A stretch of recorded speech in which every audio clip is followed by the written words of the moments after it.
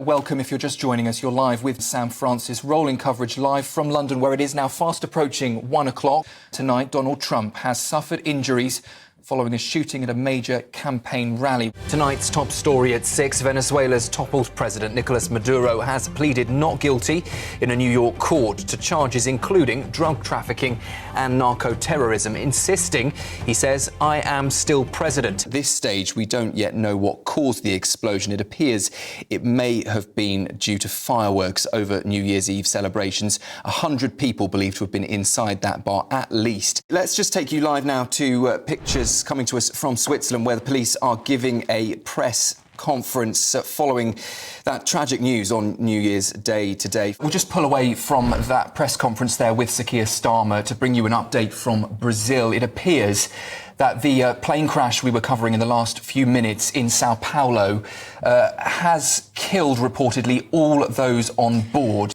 You can see as well on the screen, if you're watching on television, pictures showing serious plumes of smoke in the air as that plane appears to have plummeted down through a cluster of trees and burst into flames. Let's just bring you up to date then on the situation in New York, the Hudson River, where a helicopter has crashed. Let's take you live to pictures, and I will just bring you an update, in fact, on those numbers from New York. The bodies of 6 people have now been recovered from the crash site. Well, our North West of England reporter Sophie Reaper is live for us in Liverpool, where that inquiry is taking place. Sophie, more parents of Letby's victims today giving evidence.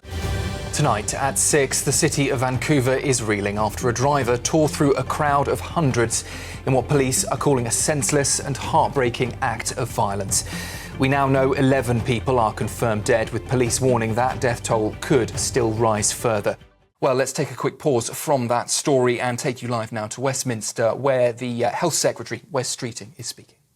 Thank you very much for inviting me here today. This ruling from the Supreme Court and the 199 days that have now passed is causing some real division between both pro and anti-campaigners gathering here today. Peter, good morning to you. Happy New Year. Not really the sort of news we want to hear on a day like today.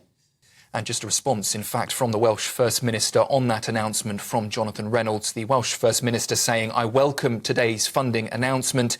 The Welsh Government stands shoulder to shoulder with the UK Government in doing all we can to support workers at Tata Steel."